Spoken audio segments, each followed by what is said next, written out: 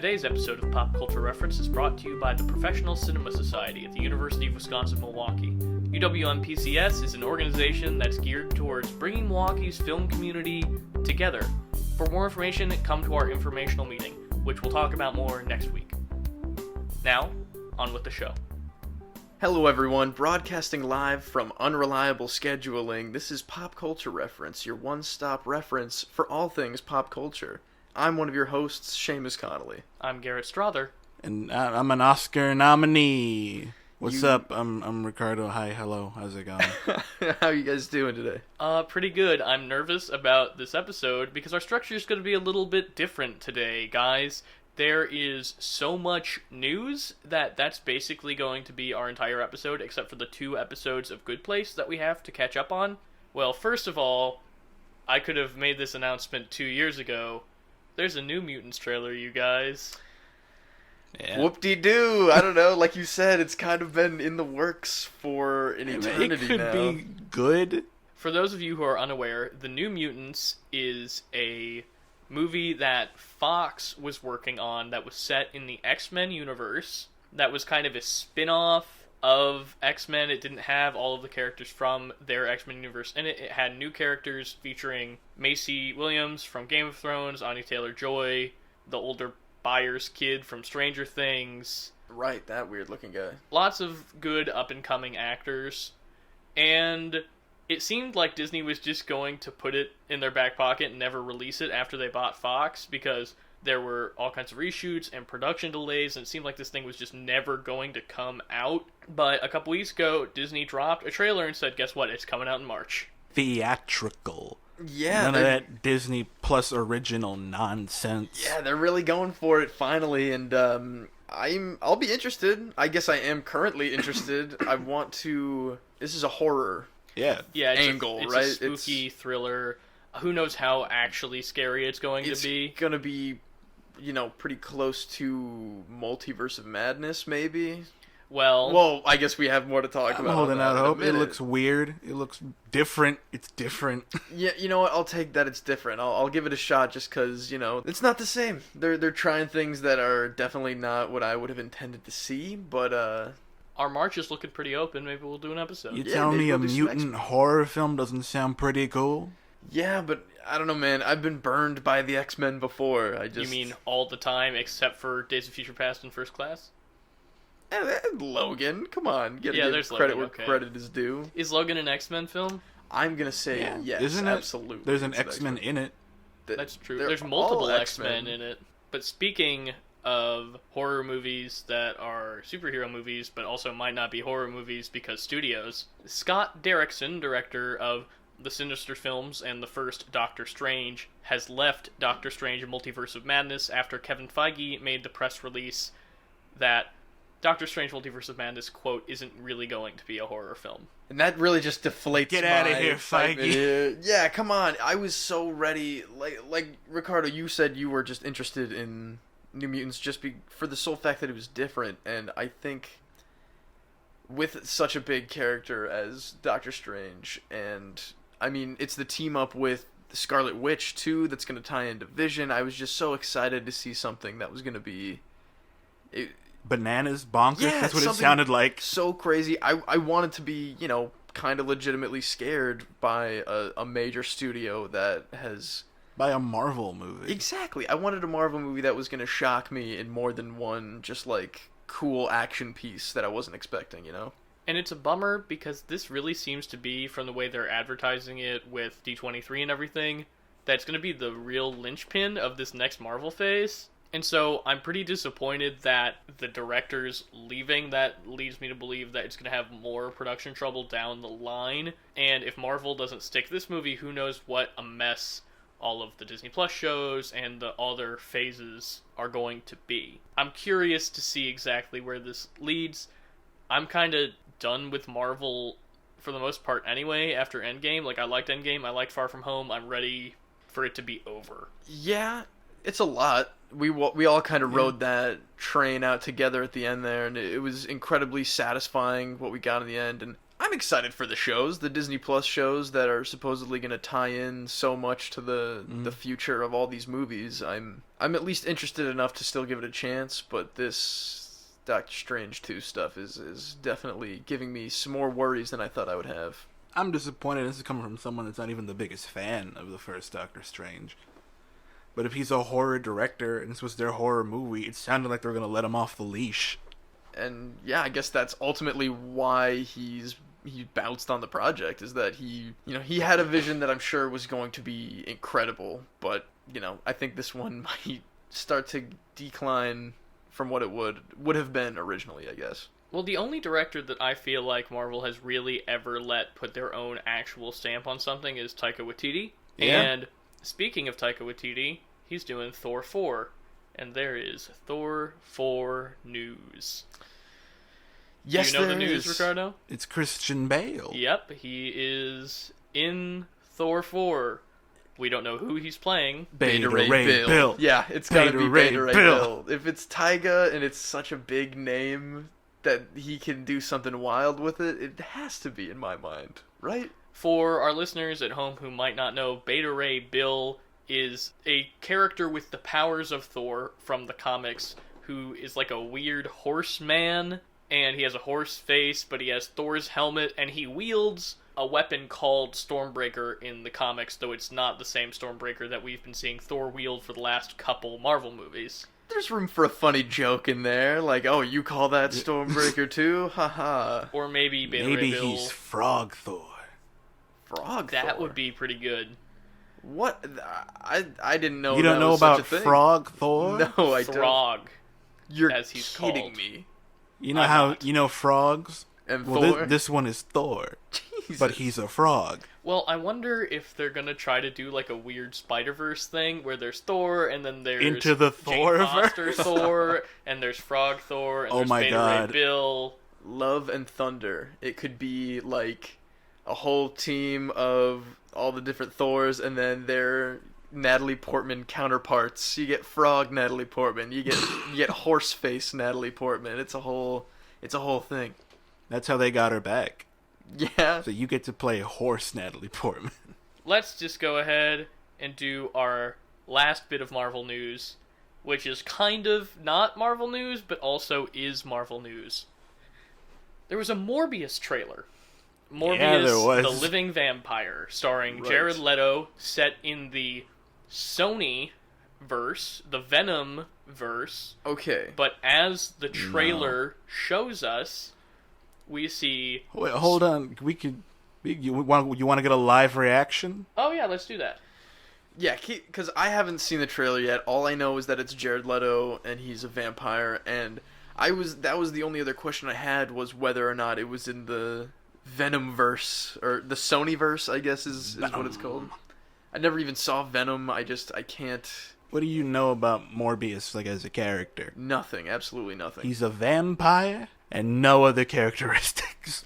Well, I mean, I think that's interesting that they're doing this now after they officially announced the Blade revival. Oh, I I didn't think even think that's about gonna be a that. factor.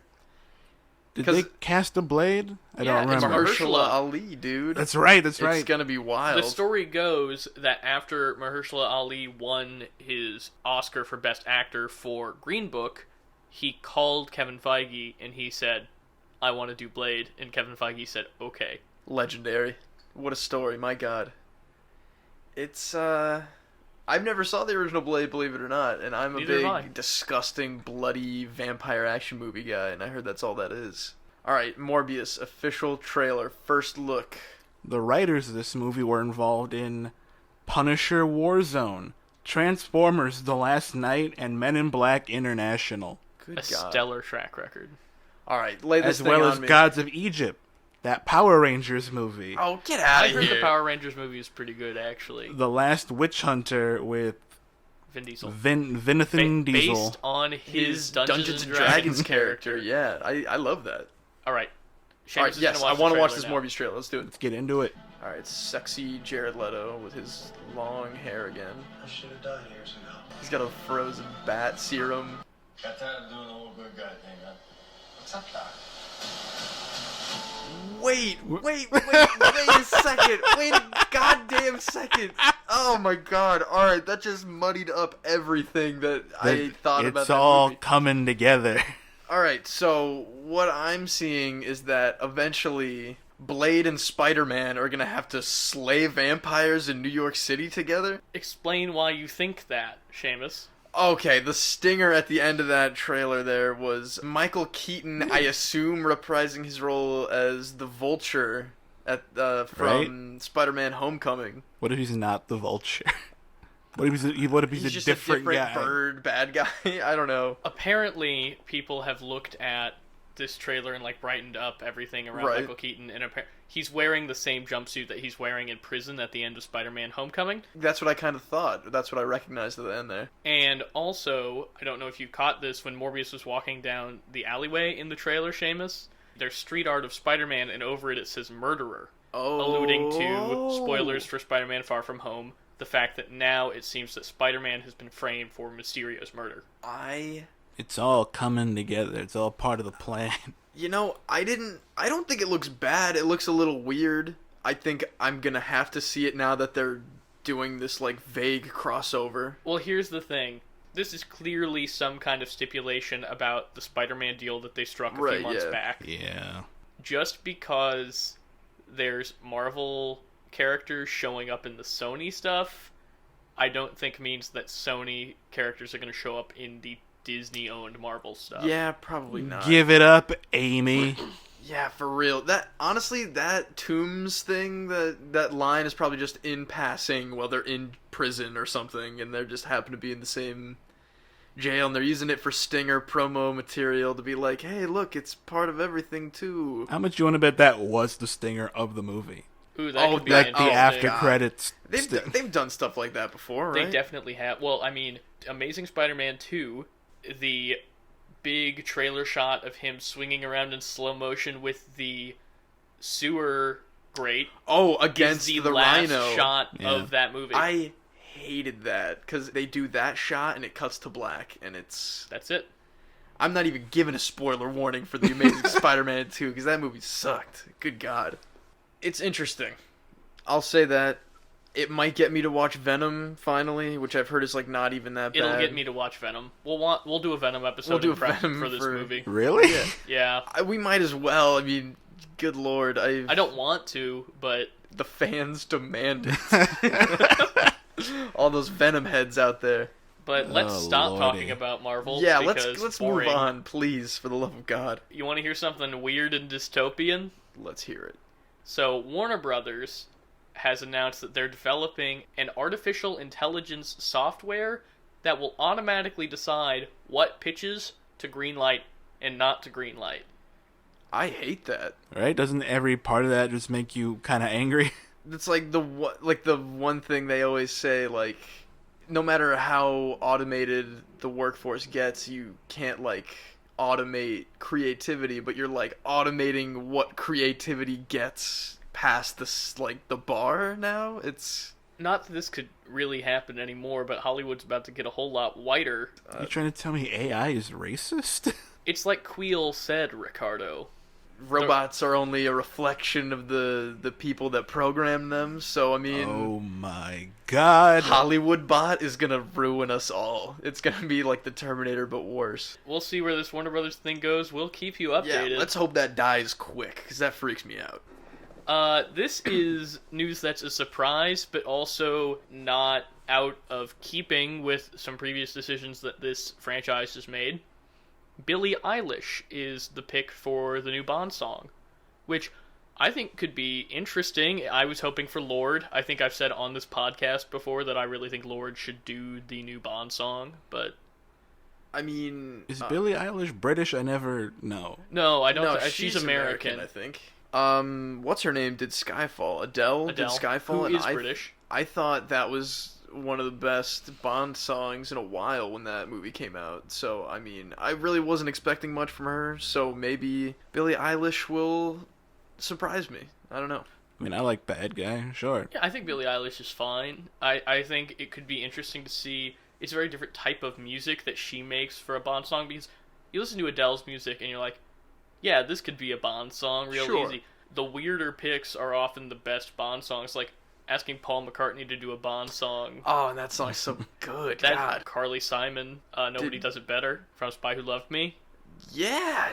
Yes, dude. Absolutely. That's Those a good are one. the two best Bond songs, probably. They're pretty great.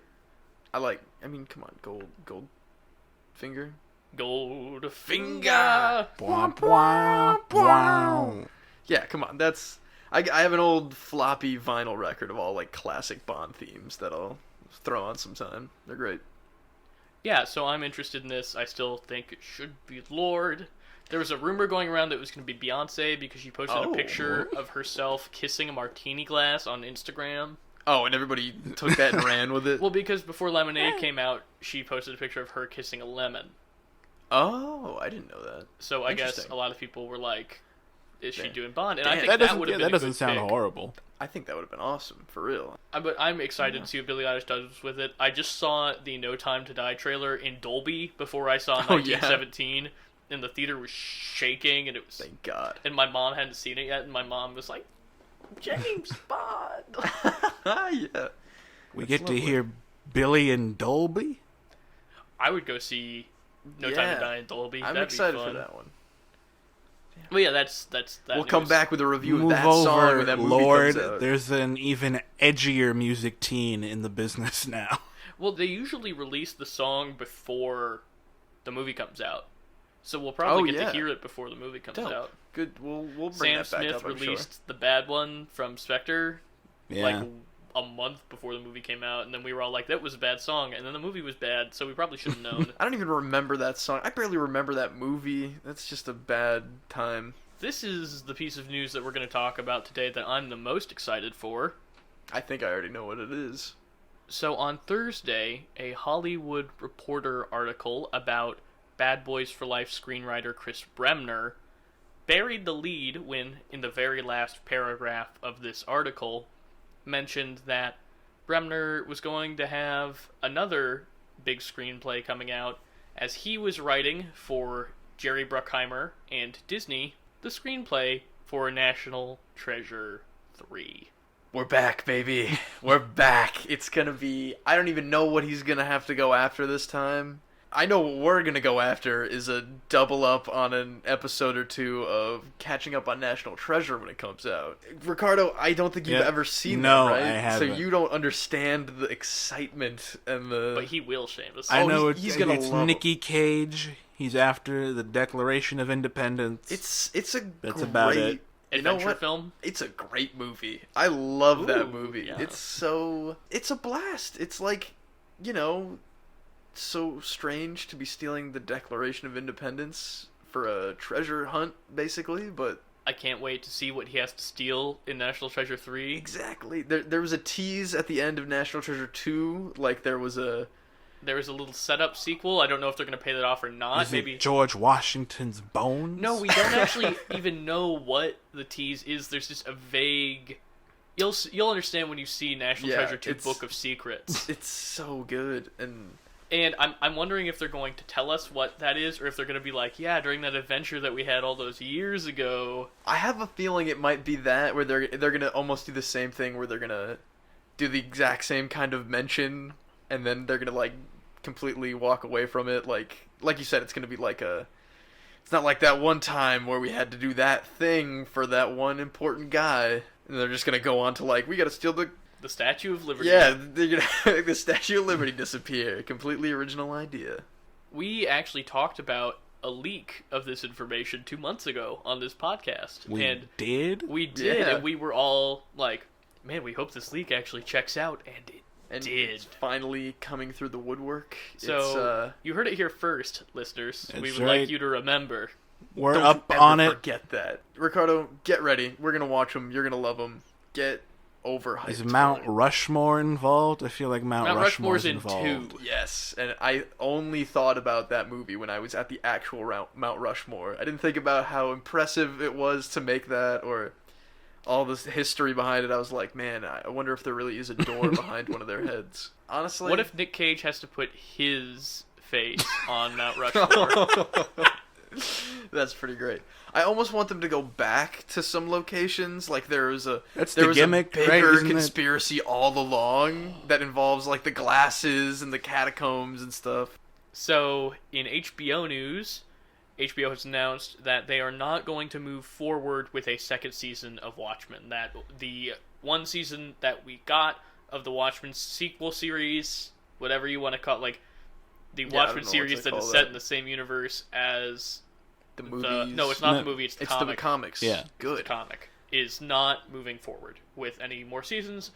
I have a close friend who watched the first season and he thinks it's a good finale to leave it on. I know that some other people I know are upset that it's not continuing. I have not watched it yet. I'm excited to whenever I get my HBO back, but I never watched the movie, but I did read the book back in the day, and I've heard this show is just incredible. I'm glad they're ending it. They're ending it where they want to, on their own terms, on a point that they think is satisfying. It's not like a cancellation thing. They just don't want to do. They wrapped up what they wanted to. That's great. I'm glad. I'll watch it whenever I get an HBO account at my disposal. Watchmen, the graphic novel, changed my opinion of comics as a whole.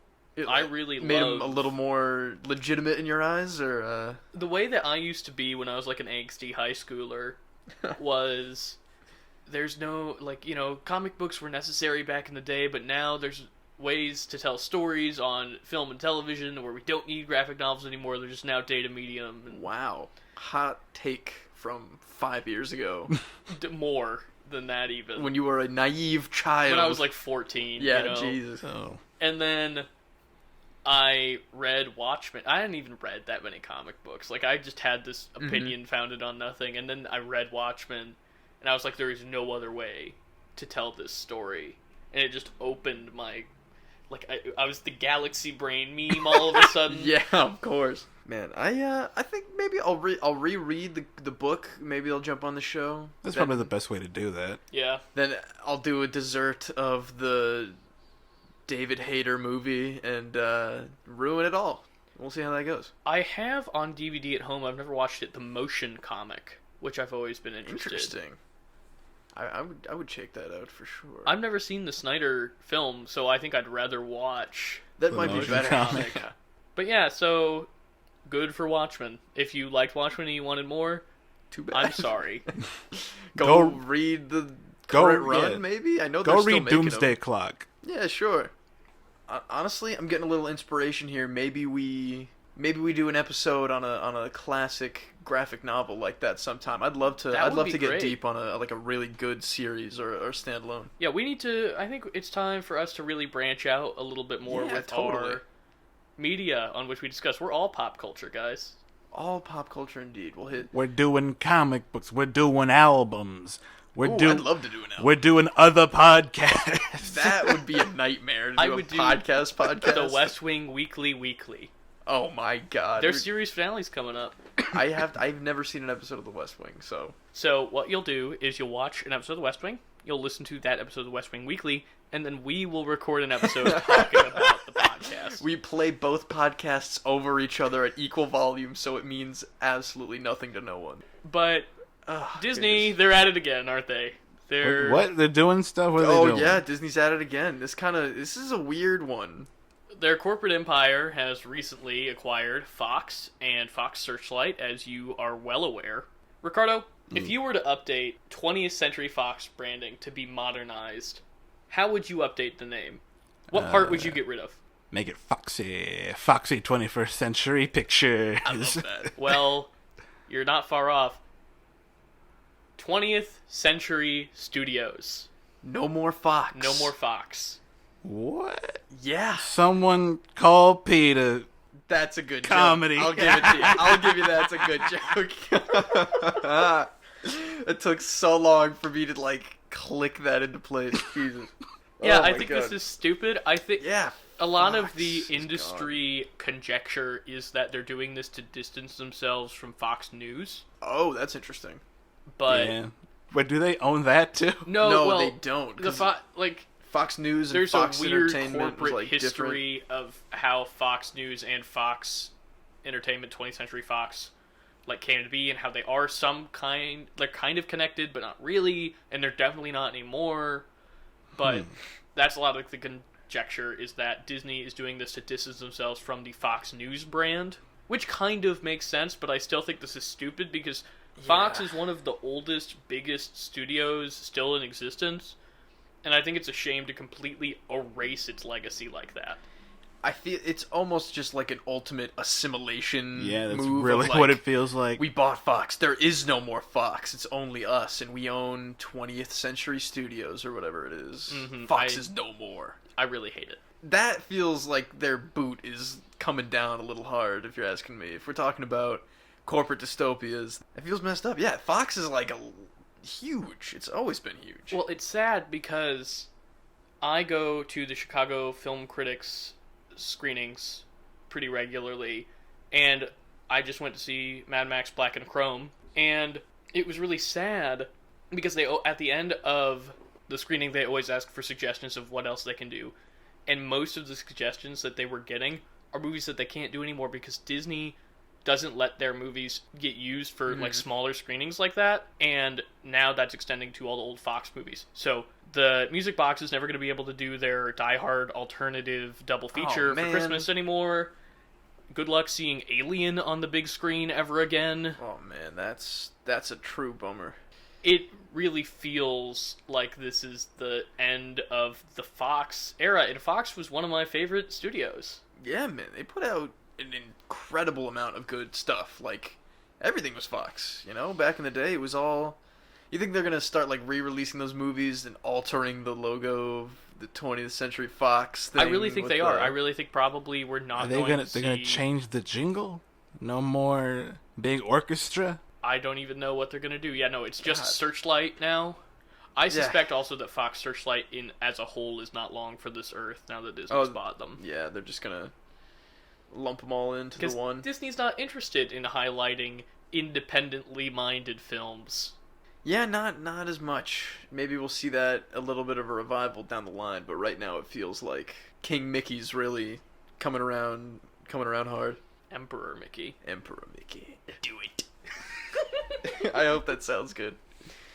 All right, moving on from this let's talk about things that aren't super depressing. Yeah. What's next on the list? Bad Boys for Life is doing so well that we're getting a Bad Boys 4. I think the real tragedy in all this is the fact that they didn't save Bad Boys for Life for the fourth movie. Yeah, that's like you said, Garrett, that's just like them. They didn't have the confidence that they'd get to 4, but look at them now. Yeah, look at them now. And now they're going to do 5 and 6, and we'll get a 7th one where they come back as like elderly police chiefs at a station somewhere. How long is it going to take them to cross over with Fast and the Furious, you think? Oh man, I might actually love that if I'm being honest. Do you have anything more to say about Good Lord. Bad Boys 4? No. See you when we do Bad Boys Month, all 4 of them. I will do Bad Boys Month. I'm not kidding, I would do it. We would have to wait like 2 years. We're not that far. Are you in a rush to see Bad Boys? Kinda. I want to see Bad Boys 1 now, at least. I kinda want to see Bad Boys for Life. Alright. We have one last bit of news.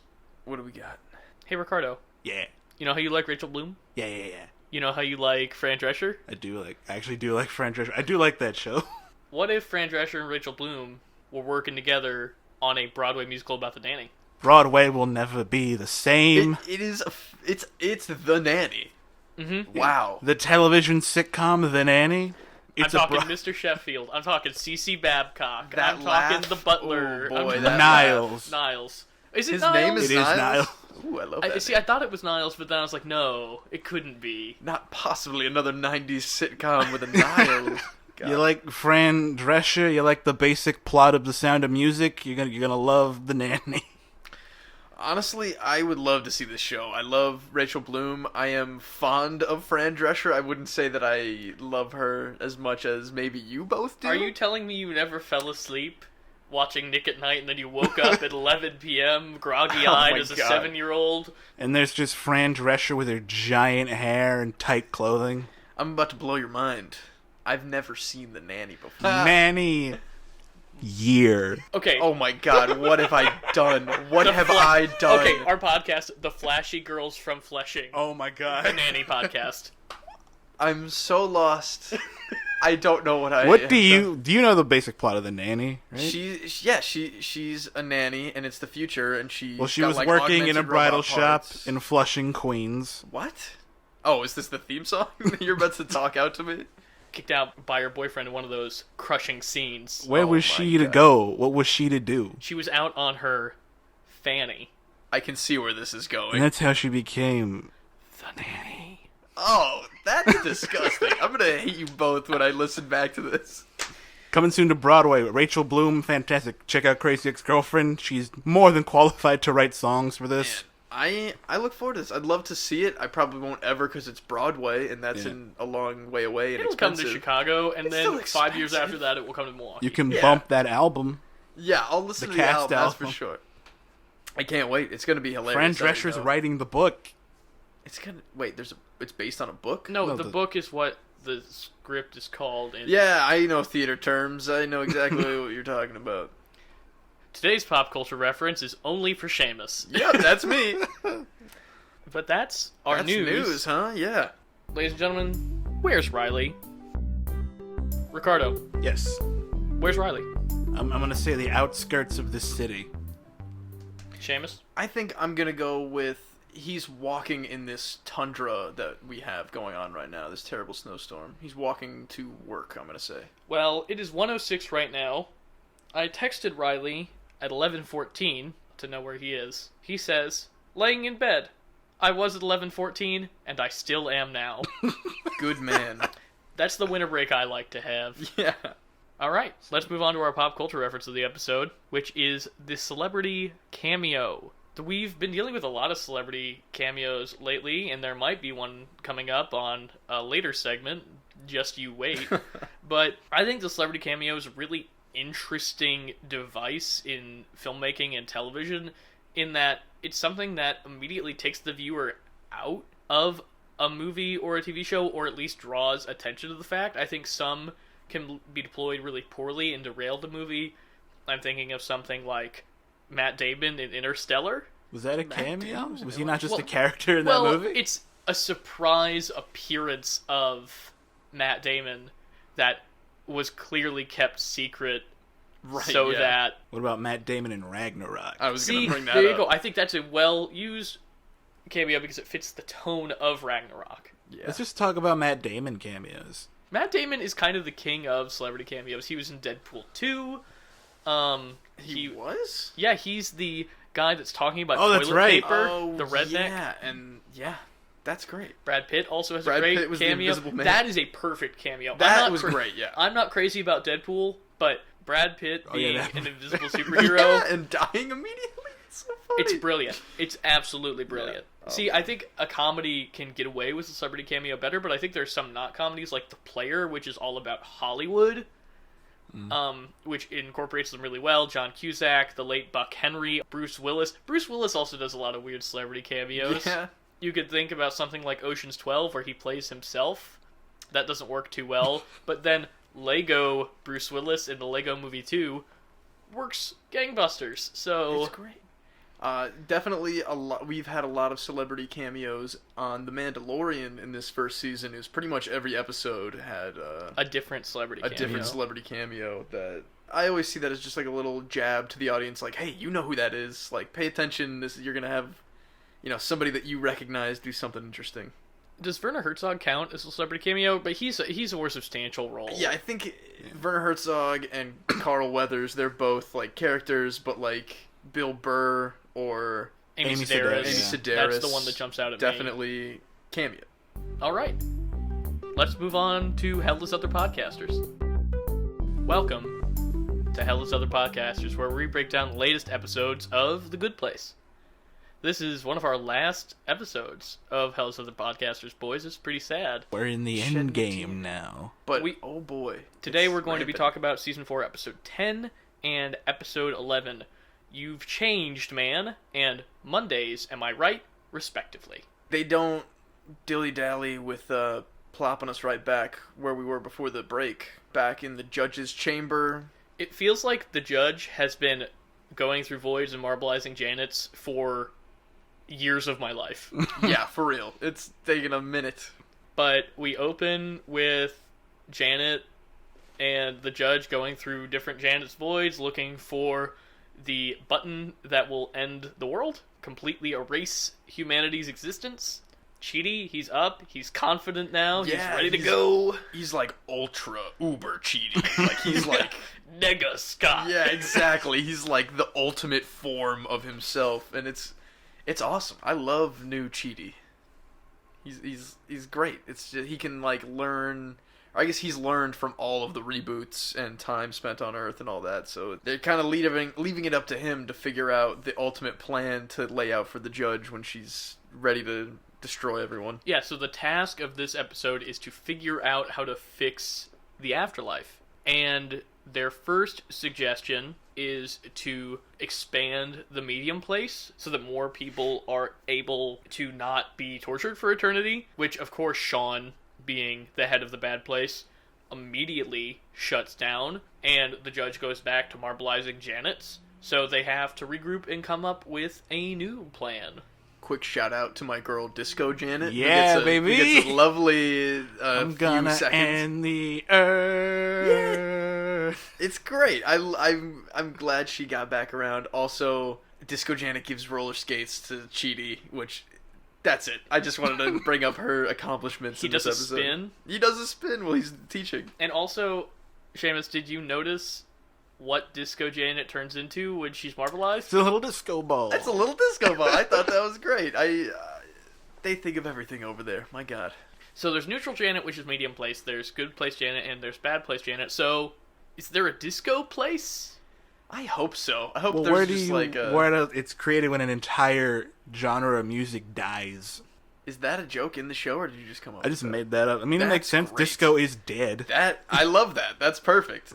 I'm all about that. We got a ticking clock. They're trying to figure everything out. They're trying to meet a middle ground with the bad place and the good place council. And Sean will not budge on anything.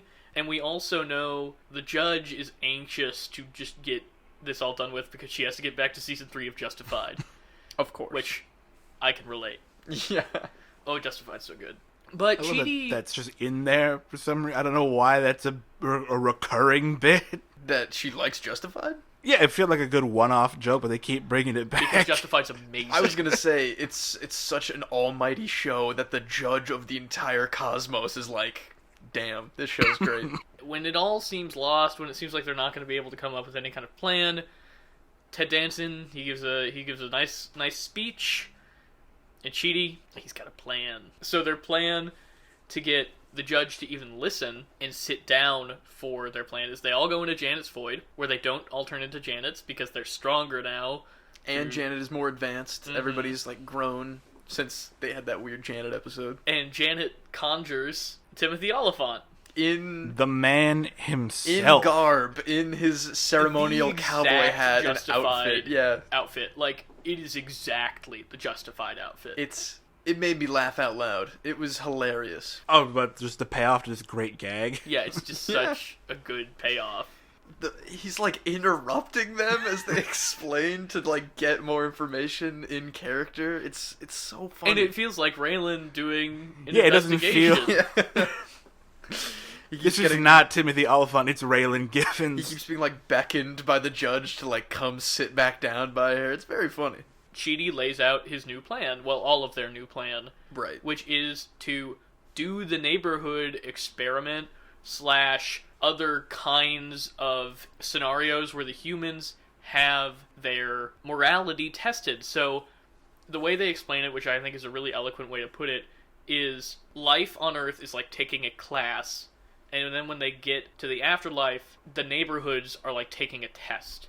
So the point values are still used as kind of a baseline, but it's about how they're able to improve when they get rebooted and rebooted and rebooted. And if some people don't improve, they'll go to the bad place, but if they do excel, they'll go to the good place. I'm just realizing this now, it's really a Buddhist and Hindu idea. Yeah. It's an Eastern idea of Very reincarnation Oh, yeah, and yes, coming you're back right. better and better and better until you eventually reach Nirvana. Nirvana. Yeah, it's you know, Oh my God, she's yeah. a philosopher. He's got all that rattling around in his head. He kind of Yeah, it's gonna come up at all. Just like, wait a minute, this is just Buddhism. And the judge is all the way on board, thanks to Timothy Oliphant. Of course. But Sean, he's out. Oh, but, then we kind of... Michael knows Sean more than, Sean would like to admit, I'm sure. And he kind of plays him a little bit to get him to admit his, Joker, Batman, I need you or else I'll be too bored in my existence to, I need to thwart you in some way. When you live for eternity. I thought that was fun, just kind of, this is his one chance in, probably 1,000 years. Oh, I get to play the supervillain. Everything I do is the ultimate evil. Yeah, literally pulling people's teeth out is just, every day to me. I need a nemesis, and Michael and him are kind of forever locked in a battle with this new system, so he kind of gets on board in the end. And so the way Michael puts it is things are going to change no matter what. Either humanity is going to go away for 1 billion years and you're going to be left bored and alone, or you can agree to this new system and help us change it and be engaged and work together. And they choose to work together, which is, I think, a really nice moment that on this series, even the ultimate embodiment of evil is able to be saved. Yeah, everybody's growing in this series. We only get 4 seasons, but no character is without some kind of growth. And it's earned growth. Oh, it's absolutely. Really earned growth. So that's really this episode. Yeah, that's the first one. And I was really satisfied with it.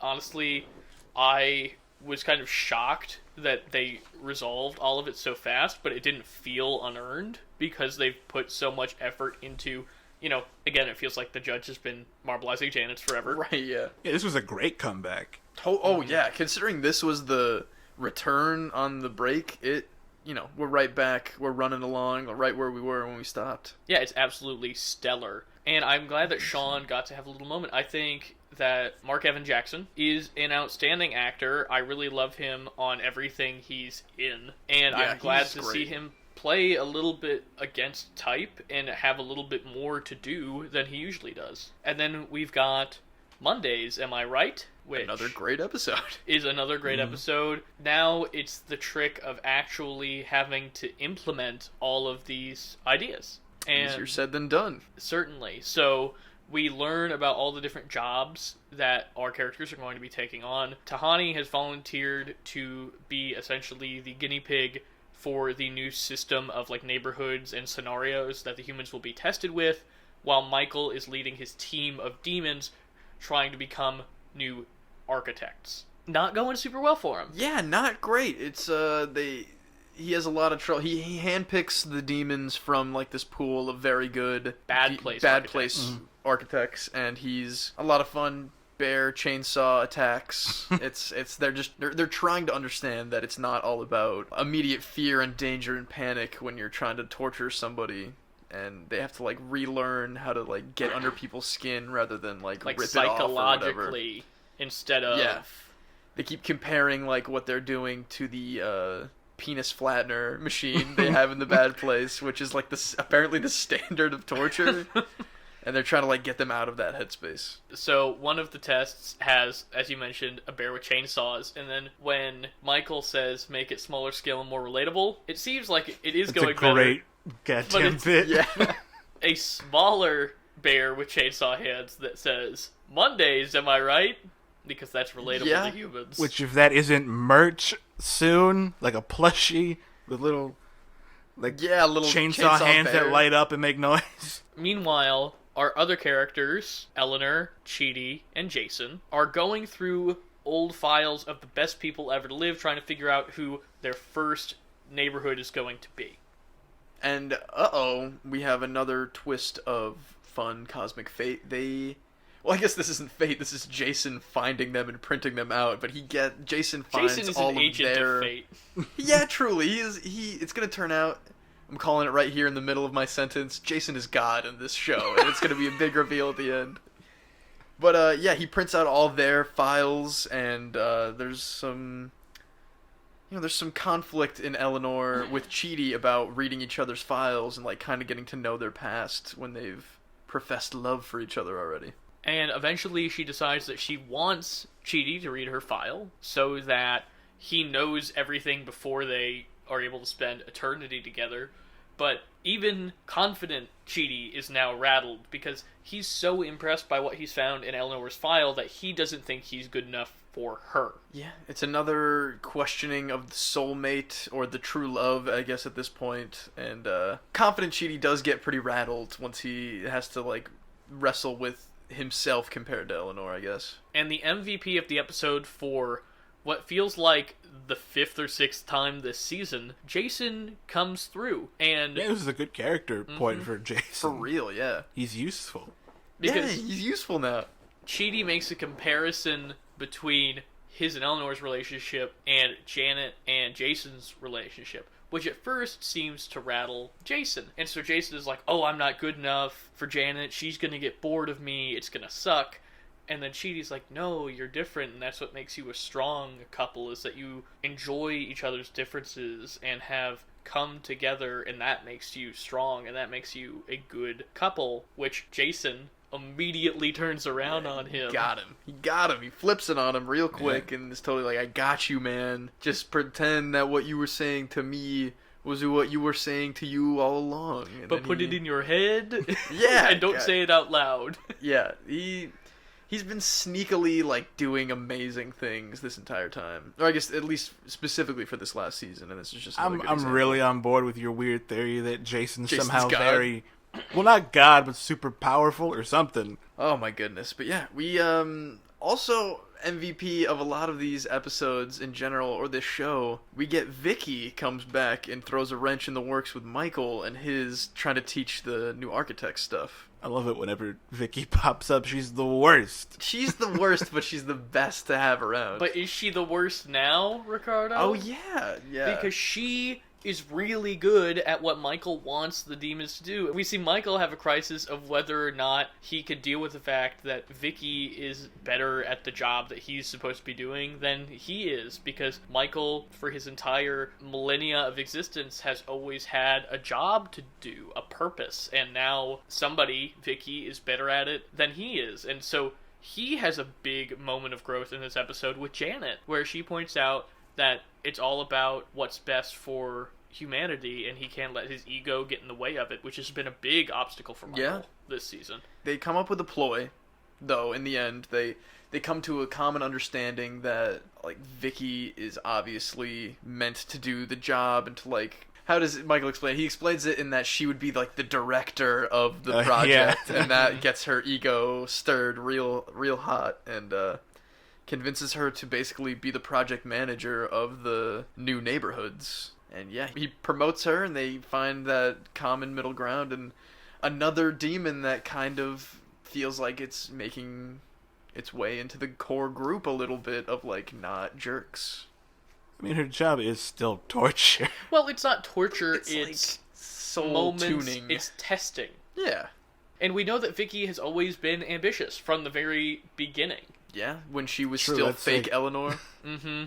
Her whole character is just ego. Yeah, ego and acting. But we see that 1.23 Jeremy berries, or 1.28? Something like that, 1.28 Jeremy A lot Bearmies of Jeremy later. Berries later.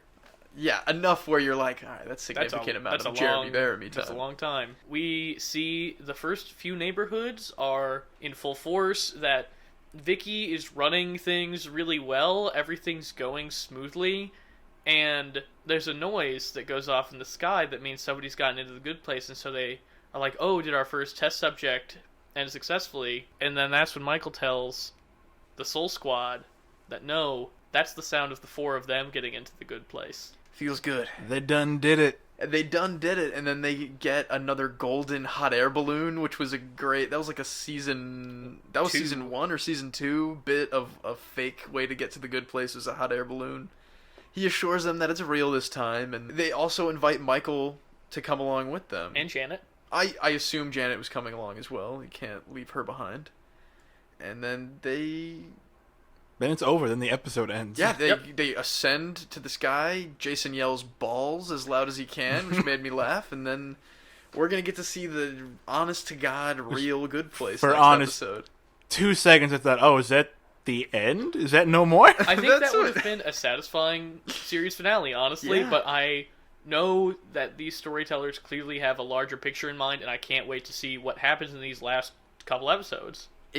They're The penultimate episode. They've been in the bad place all along. I'm calling it here. They've been in the bad place. They're gonna stay in the bad place. This was all the most elaborate ploy. I legit don't know. Like, anything. Yeah, I have no They idea. always so switch it up somehow. That's why I'm excited. I genuinely have no idea what's coming, and that's what excites me most about this show. Is it the last episode, or is it the second to last? So, Second to last. It's penultimate. yes, next week there is going to be the penultimate episode, and then the week after... The hour-long finale special. Yes. Yeah. Don't know where this is going. Can't wait to see what happens next week. Now, let's save the rec center. Alright, boys. This week's Rec Center. Mine is coming straight from HBO. I watched through the entire first season of Barry over break. What an absolutely incredible show. It's, like, haunting. It's hilarious. It gets you, right? You It can't. You gets have to ya. watch the next episode. It's so good. I stopped at the season 1 finale is also, like, shocking. So I need to get my hands on an HBO account again, because it's honestly one of the best new shows I've seen in a while. I'm glad you're finally joining us. Yeah, I'm a little Seamus. late to the game, but holy crap, is that show insane. Oh, it's fantastic. I think this is a good excuse for us to find a way to talk about Barry on Yeah, the show. honest to Yeah. God. Bill Hader, screen presence like you wouldn't believe. Transition. Janet's on that show. She is on that Yes. show, and what's her name? Chidi's girlfriend for a short time that we never Yes, talked. she is Simone. Yeah. Yeah, Simone and Janet I are forgot friends. Simone was on that show. Yeah. Oh my goodness. Yeah. And Bill Hader won an Emmy for that season. Henry Winkler won an Emmy for that Henry season. Winkler's so funny. Stephen Root kills it on that show. The guy who's Zaz on Gotham is also hilarious. Anthony Kerrigan. So funny. He's perfect. He's so Remind me of funny. his name. It's a funny name. What is it? NoHo Hank. There we go. No, Hank. Yeah. NoHo Hank is the best character on that show. I'm itching He's so to see pure. season I 2, love for him. Sure. Just wait till season 2. Just Oh my wait. god, I can't wait. Ugh. All right, what do you boys got? Who's up next? I actually I have so many. I gotta pick one.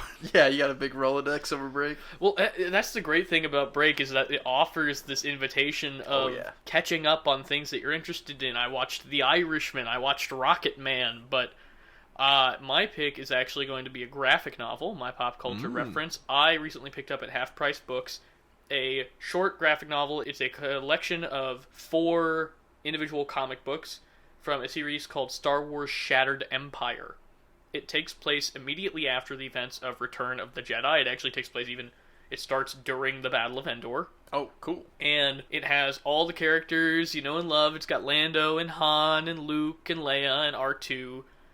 And it follows 2 characters, one ground assault strike team member who's with Han Solo and one A-Wing pilot who are married. Oh. And it just so happens that the ground strike team member, his name is Sergeant Dameron.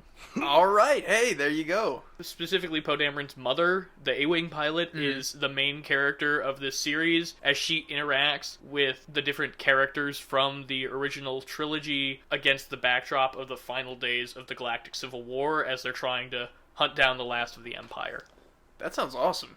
It's really terrific. The character work is really nice, and it's not too big for its britches. It doesn't try to cover too much ground, but it still finds nice ways to involve the central characters while telling a nice story about Poe Dameron's family. There's actually a few characters who cross over into the Poe Dameron comics, which I read the first 2 compilations of first before I read Shattered Empire, so if you're interested in reading the Poe Dameron comics, I really recommend picking this up and reading it first, because there's a lot of pilots and background rebellion members who come back in a big way in the Poe Dameron comic. That sounds great. And I've heard those Poe Dameron comics are actually really solid too. They're pretty good. What I've read so far, Volume 2 of the Poe Dameron comics are really good. But Volume 1 is a little But Shattered Empire, I really recommend. It's the most I like Poe how you're contained ever it gonna is. get.